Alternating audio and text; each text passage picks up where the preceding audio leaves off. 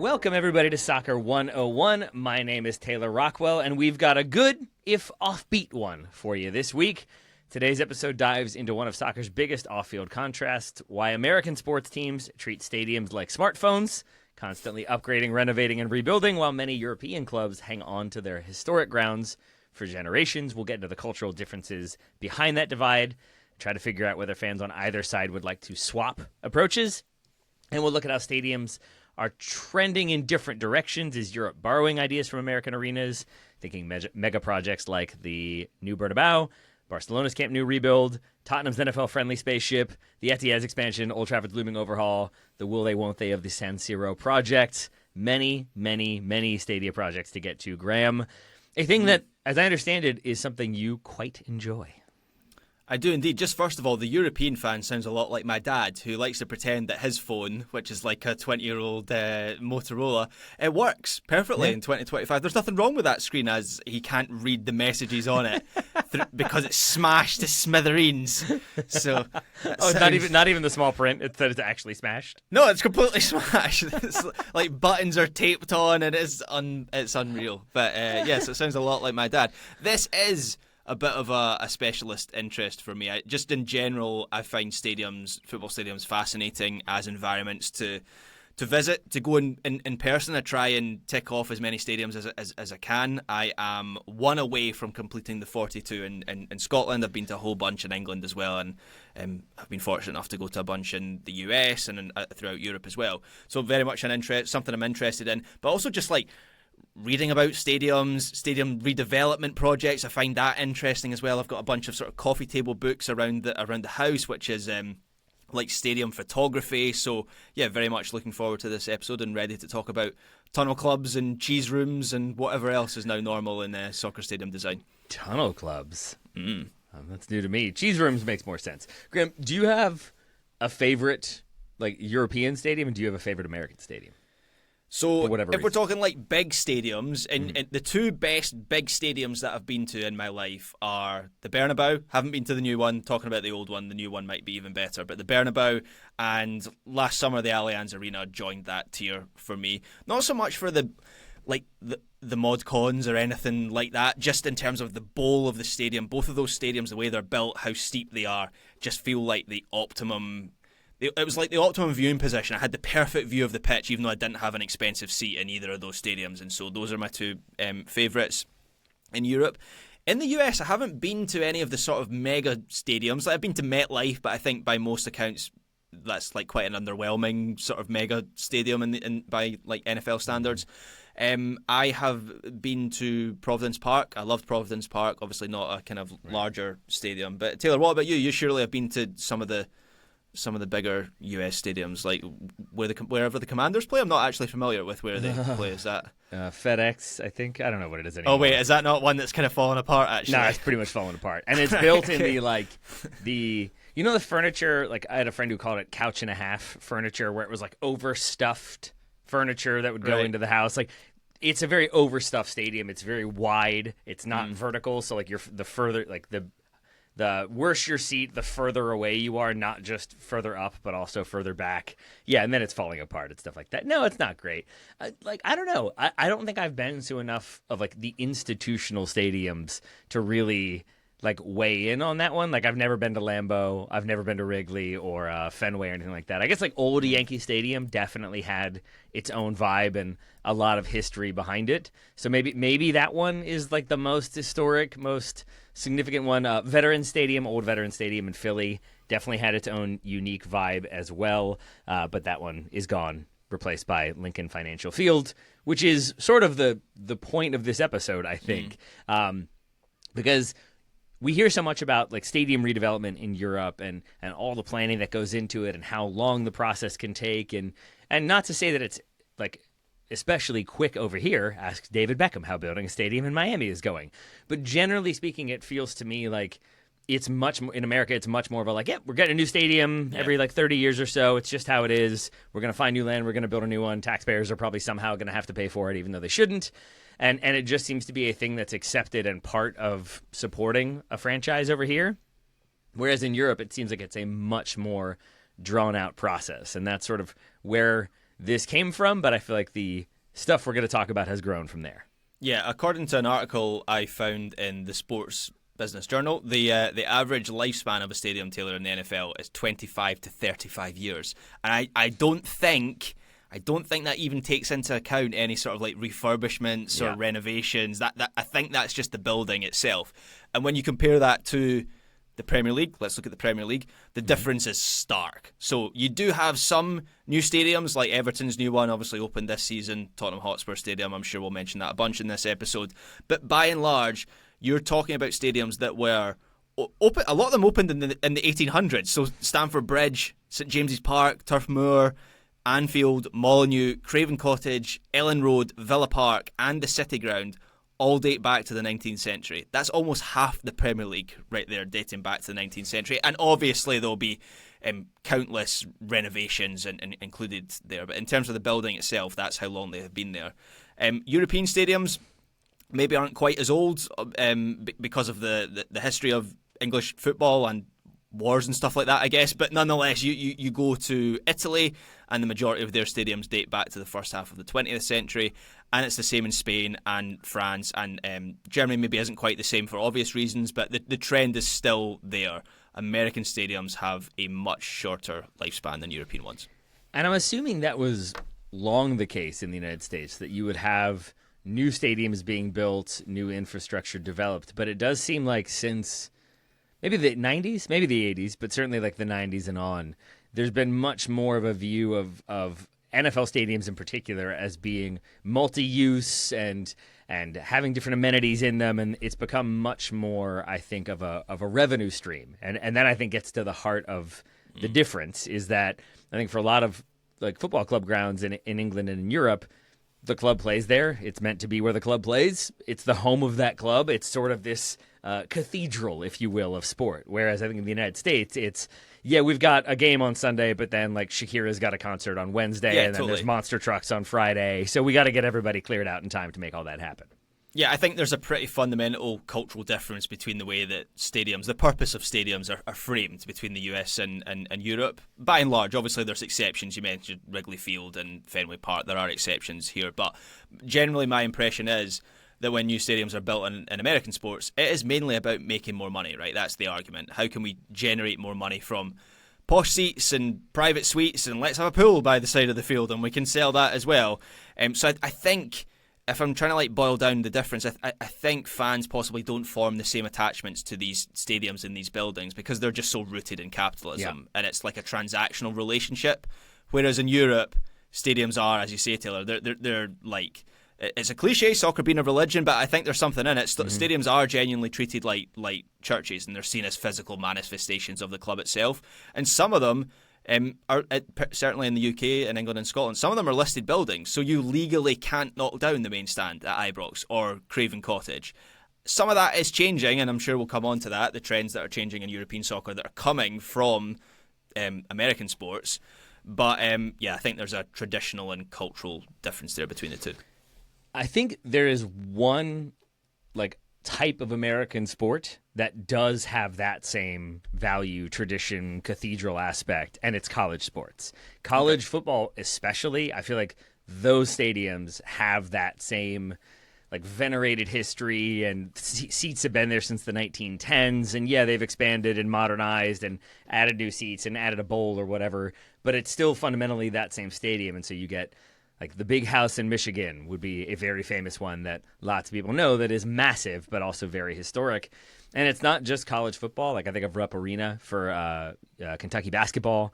That's kind of like an institution in the state of Kentucky, the Commonwealth of Kentucky, excuse me. And I think like Duke basketball has similar, UNC as well. So I think college infrastructure can lend itself towards that tradition, whereas professional sports, not surprisingly, more about the capitalism, more about that dollar.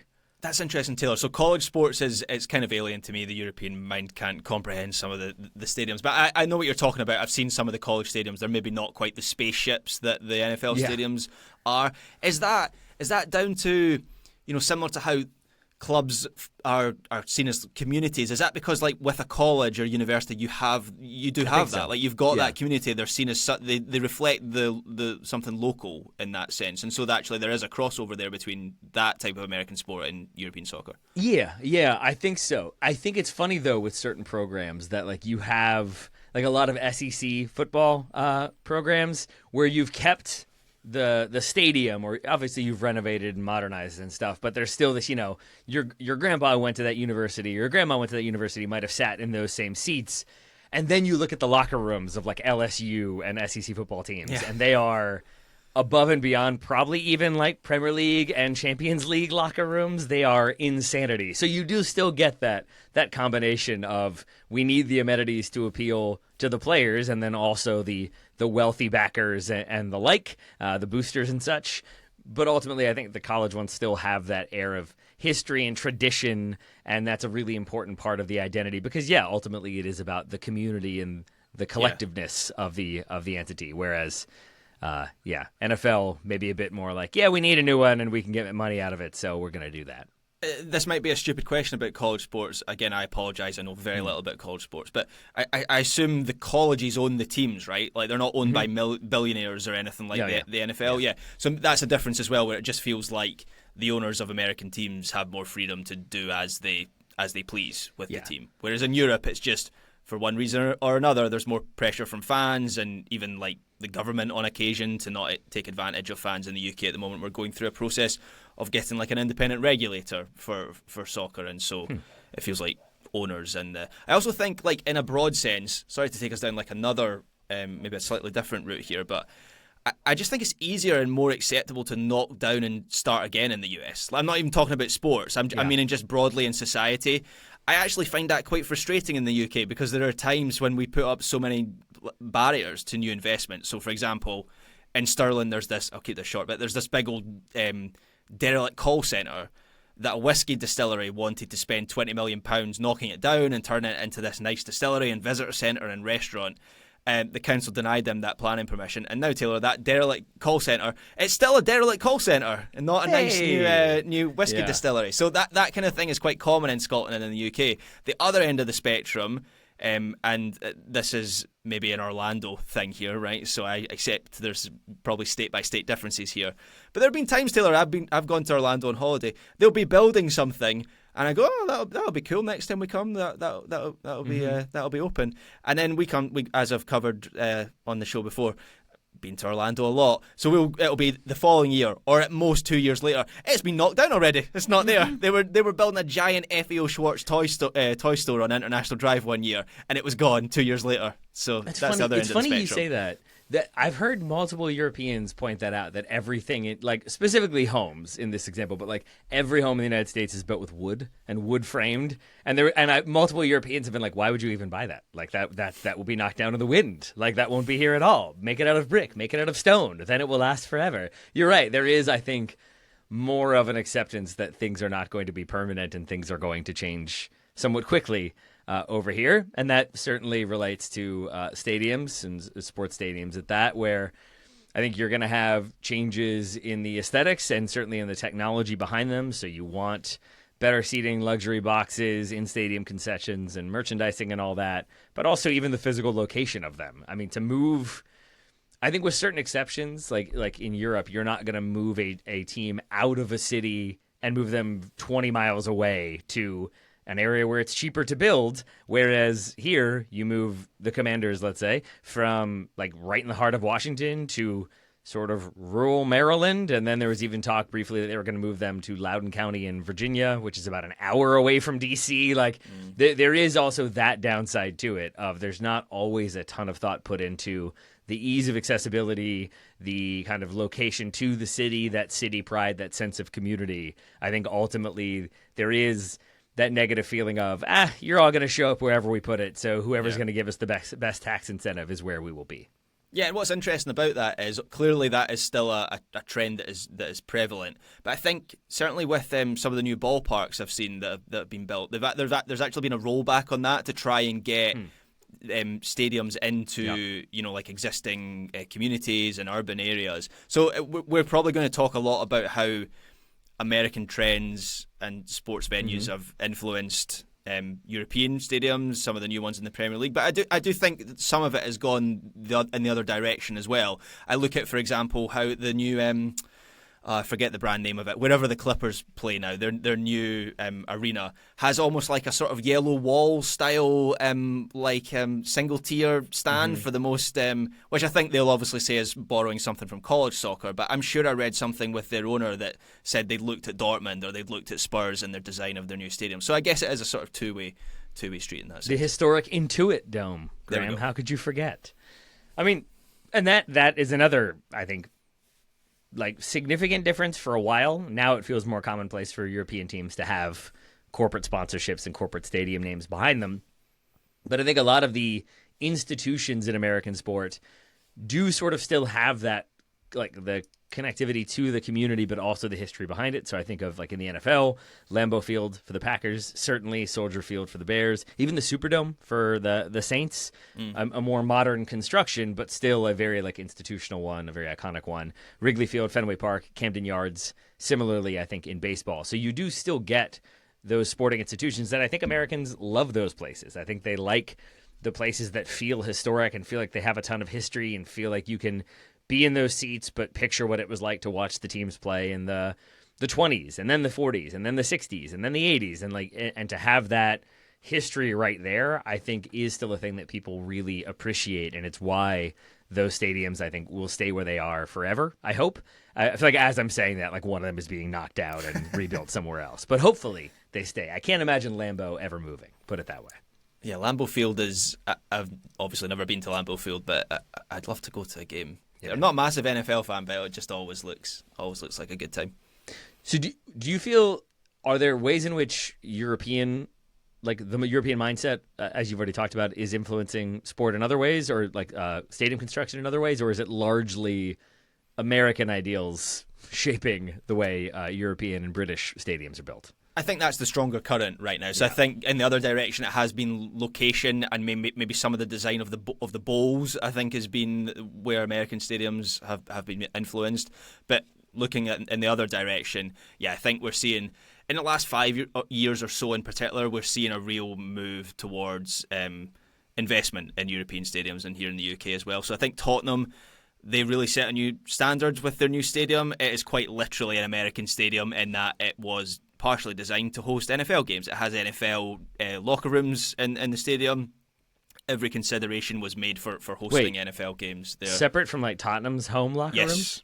Yes. What do they do? Would they just sit there vacant for large stretches of time? I think it's now Daniel Levy's prison now that he's been sacked as chairman. But one shower stall is where. I mean, I don't have an answer for what they use them for day to day. But Tottenham Stadium hosts like what? 3 games a year now, maybe even more than that. So probably more, yeah. Yeah. So and look, I think the worst kept secret in maybe American sports is that Tottenham are going for a team. Like they want a permanent team to play there. I think at some point. I don't know whether that will happen. I don't think I knew that. Really? Yeah, I mean, there was. Do you not remember? Like there was chat of the Jaguars becoming like a 2-location team. They play there anyway. Why not? Yeah, well, so they were gonna. I think the idea was they would drop the sort of Jacksonville tag, and they would play games in Jacksonville, but they would be the Jaguars that then also play in London as well. So yeah, absolutely. I think it's a secret that everyone knows, certainly in the UK, that Tottenham want a permanent team. We obviously have more recently than that, Everton's new stadium that opened this season. By my count, I make it 11 Premier League teams out of 20. Are either, and this isn't even counting Tottenham or Everton or any other kind of stadium redevelopment that's already been completed, but 11 out of 20 teams are either redeveloping their stadium or have plans to redevelop their stadium or build a new stadium. And this is a trend in mainland Europe as well, particularly in Italy, where their infrastructure has fallen a long way behind. We see Roma planning a new stadium.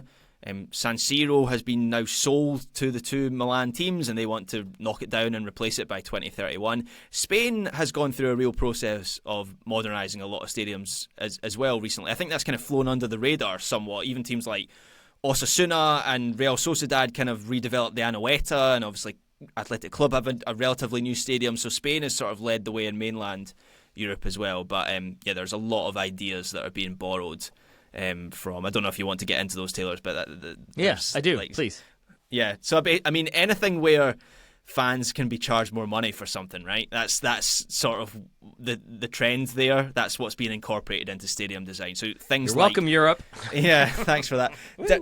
Different tiers of we would call it in the UK hospitality. What's the term there for, like, you know, like private suites or having a meal with your ticket? And so it used to be the case. That's not a new thing in VIP British soccer, like, but it used to be the case that you would be able to buy like a meal or whatever. But now there's just different tiers, different packages. So you can have the kind of like fine dining package, which is obviously going to be a fortune, and you're going to have your padded seat, and it's pure luxury. But then as you go down, there might now be a ticket where there's a buffet and a bar, but it's a cash bar, but you still have access to a bar, and maybe you don't have a padded seat, but obviously it comes with your match day ticket, and you maybe just like charge a little bit more than your standard ticket for that. So that's something we're seeing across the board, really. That's even happening in Scotland, not just in the Premier League.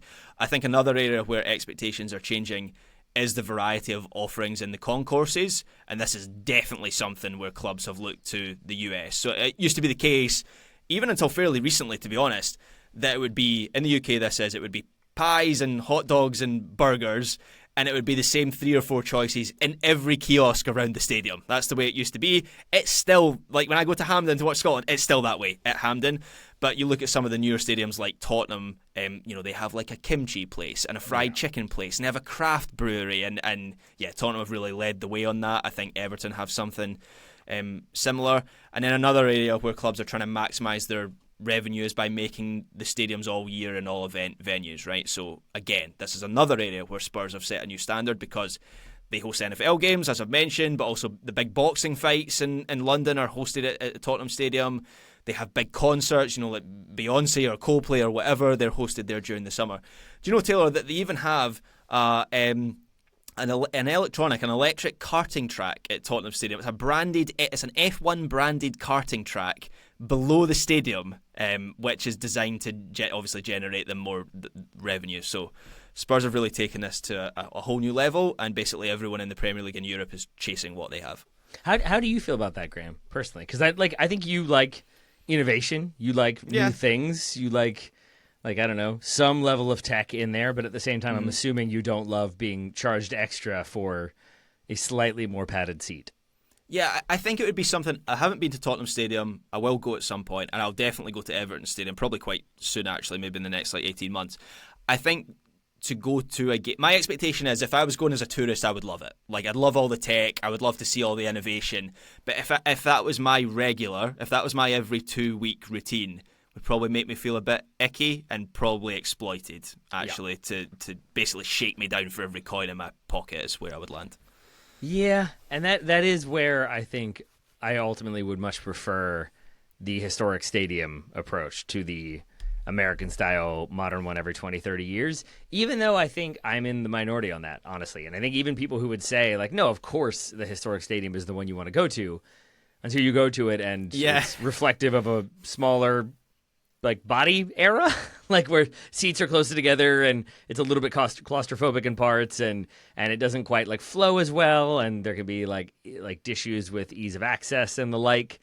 And then by contrast, I know plenty of people who've gone to the Dallas Cowboys' new stadium, or relatively new stadium, Jerry World as it's called, or as I call it at least, and like are impressed by the Jumbotron, like the largest Jumbotron in the world or whatever it is. And even if the football hits it on punts and the like, people still will come away being like, it's kind of cool. It's kind of cool. And I think that's what like those amenities tend to be, is it's just like, wow, I've never seen a stadium that had a glass chandelier before. This is incredible. And it feels very unnecessary, but I think in some ways those touches do still appeal and have some level of novelty. Yeah, one of my friends is a Manchester United fan, one of my former flatmates, and he went to. He's always been like, no, you can't knock down Old Trafford. It's Old Trafford. You know, there's too much history to it. I understand it's not very modern, but I love it. And then he went to. I can't actually remember if it was a Manchester United game or if he just went, but he went to SoFi Stadium. And he's completely changed his mind now. And it's like, well, yeah, that was lovely and very comfortable. And we'd quite like if Manchester United had a version like that. And it seems like Sir Jim Ratcliffe thinks the same way on the way they're going. But yeah, I think that is a real thing, Taylor. I think away fans visit stadiums like Tottenham's and Everton's, and they kind of want that for their own club. I also think the other reasons why it's moving in this direction, one of the reasons is I don't think it's a coincidence that this trend is happening at the same time that American owners and American private equity firms have flooded into English soccer and European soccer as a whole. I think that's a very real thing. And then the other reason this is happening is PSR. The implementation of PSR means that there is more of an onus on clubs to create more revenue, because an owner can't just inject cash more than £100 million in a season into a club, and so it is in their best interest to create more money from the match day experience. And there was a good article in The Athletic only a couple of days ago actually that looked at the difference between what Arsenal rake in on a match day and what Spurs rake in on a match day. Two comparatively sized clubs, same area of London, North London. Not even too old, it wasn't even as if one stadium's new and one's old. The Emirates is only 20 years old. But even in that time frame, there is a massive difference between what the two clubs can do with those stadiums. So Arsenal stadium revenue from last year was £120 million, whereas Tottenham's was nearly triple that. So even there, between those two clubs, you see the difference. And I would presume then Spurs, that has a benefit for their PSR ceiling. And so I think that's a big reason why, as I say, 11 out of 20 Premier League clubs right now are planning or on their way to redeveloping and expanding their stadium. And I would assume that with most of those American owners, they are also owning other sports franchises, usually in the United States. And so I can picture them coming over and looking at revenue models and projections and wondering, why aren't concessions doing better? Why is an alcohol sale higher? Because I think of Sporting KC as a very minor example, or a very specific example, I should say. But that one is one where the supporters section, if you're in that section, you have your own entry point into the stadium, but you have a whole beer hall with different food options, and there is very much a vibe of come to the stadium and eat and drink and hang out for hours before the game and even hours afterwards if you so choose. And I cannot imagine that's a thing that British clubs of the early 2000s would have loved, is everybody come and drink at the stadium, and then no, it's the opposite. Yeah, exactly. In Scotland, there's definitely a cultural divide between Scotland and England. I think England is further along in actually wanting fans to be at the stadium. It's still that way in Scotland. The police do not want you hanging around the stadium. So yeah, we might have to conquer that cultural barrier first. But I can just picture those American owners looking at the concession income and being very confused as to why things aren't doing better, and then wanting it flipped accordingly. So yeah, I think in some ways the kind of cross-cultural impact is positive, but in a lot of other ways it's much more negative, because you have rising prices to go with it, rising ticket prices at that, but also greater amenities, more expensive, pricing out the common fan and the like. That feels like a very common thing to what's happens over here pretty often. So definitely a mixed bag, but an interesting one in that it shows how quickly things can cross an ocean if they're going to make you money. Yeah, I don't really have an issue with it if the standard sort of match day ticket still exists and is still there. What I find difficult to swallow is the situation that a lot of fans have ended up, and I know this has happened at Craven Cottage in particular, where they have a whole new main stand for this season, where they raise the price of the standard ticket to pay for the stadium development, to then get the more money from the posh fans and the richer fans and the elite. That's difficult to swallow, and actually I think that's kind of unacceptable. We have to charge you £20 more per match. They need hot tubs in that section, and those aren't cheap. Do you know the maintenance on those things? Come on, casual fan, make it happen. All right, so Graham, any other thoughts on the differences in approach to stadium, or the evolution of European stadiums, or the different trends of American stadiums?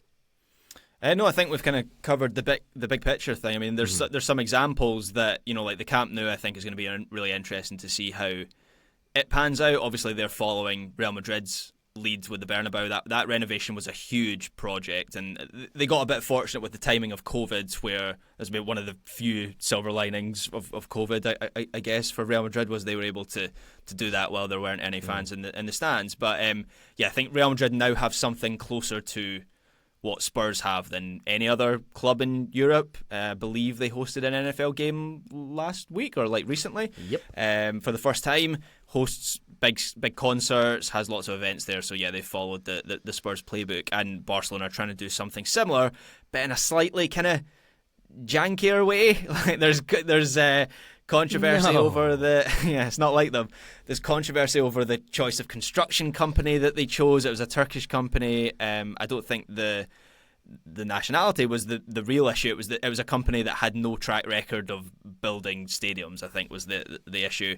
Obviously there's concerns over the finances of the deal. Yes, I wonder if they were the lowest bidder. I bet they were. I think they were. Yes, I think that's why they went with them. The thing that worries me so much about that stadium project is they seem like they demolished so much of that stadium. Like with Real Madrid, they kind of kept the bare bones of it, and they put this roof on the top, and they built kind of like outwards from the bowl, but the bowl's still the bowl. Mm-hmm. Barcelona, I think they have like the lower tier, but the rest, like when I saw pictures of it, there was basically nothing there. So yeah, that concerns me a little bit. But they are back as we're recording at the end of November 2025.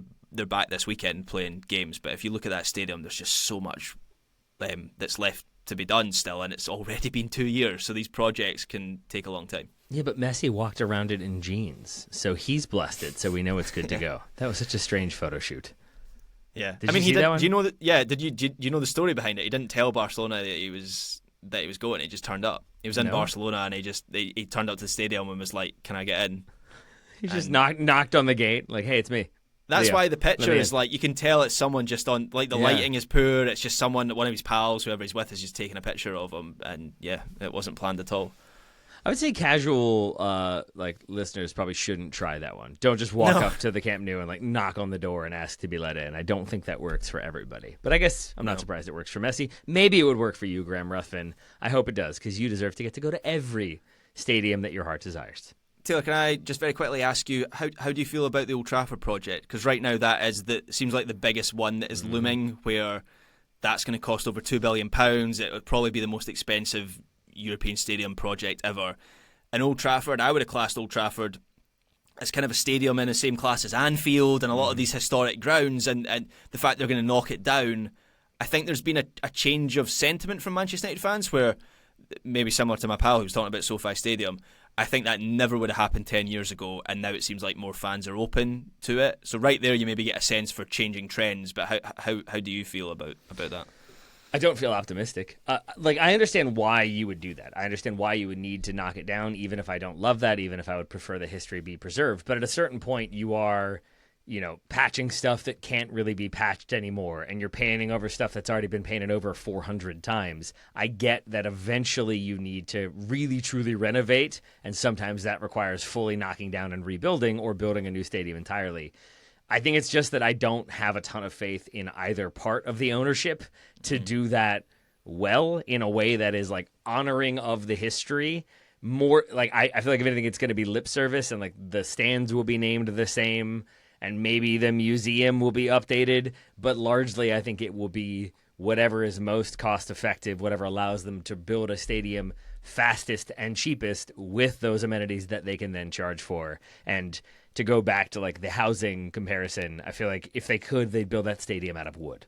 Yeah, I remember when, right at the start of that project, before there were any kind of images or renderings, Jim Ratcliffe saying, yes, we're going to, honour Old Trafford, like the current Old Trafford, and be a waterfall. Reflect they'll have a waterfall feature. Yeah, reflect the character of that stadium, and then the renderings came out, and I was like, how does that possibly do it? Exactly. It's completely different. It doesn't in it's any red, way. Graham. It's got a picture of like Sir Bobby Charlton. What else do you need? Like, I think that's that. Like, truly, if they did a water feature as a reference to the failing roof of the Old Trafford, that would be hilarious and kind of like a tongue-in-cheek reference that no billionaire owner is ever going to make or do. But like, I would love those nuances, and I think I've only been there twice, I think, but like new Yankee Stadium is sort of what I am assuming it will look like, which is a bigger, larger, more modern version of the thing that was there, but ultimately feeling slightly inauthentic, even if they put the museum in the outfield the way they did at new Yankee Stadium. It just still feels very disconnected while still like paying lip service to what came before. One of the best things about Old Trafford is the kind of historic things around, not even once you go into the stadium, but around the stadium. There's the what's it called again? The Holy Trinity statue with Best, Charlton and Law, of course, the Scottish one. How could I forget? And then there's the Sir Alex Ferguson statue, and then there's like the Munich clock. There's loads of things at Old Trafford, and I watched a little bit of because I'm a nerd over stadium design. I watched a little bit of like the presser around the announcement of the new Old Trafford renderings, and someone asked about that. A journalist asked about that, and they were like, "Oh yeah," because they're not in the pictures, notably, and they were like, "Oh yeah, we'll incorporate them at a later date." And watching that, I'm thinking to myself, I'm not convinced that they will. Nope. No, I think like another comparison for me would be when DC United moves to Audi Field, and DC United has such history, such successful history at that until recently, and RFK was such an important part of that and played a role in it. And you'd go to RFK and you'd see the banners and you'd see Barra Brava bouncing and everything, and it was this atmosphere and intensity, but also this kind of history of shared experience. And then there's the quote a few years ago from Bruce Arena when he returns, or when he goes to the new Audi Field, and he's like, there's no reference to any history that has ever existed before this stadium was built. And that's what I imagine they would do, is sort of assume everybody wants new and shiny and clean, not realizing that some of the dirt, some of the like the worn down brick is part of the fabric of the club. And you want that combination if you can get it. You don't want it to be inauthentic, but you want it to be reflective of what came before, instead of trying to pave over it with something that's shinier and prettier, but also you have to pay more for.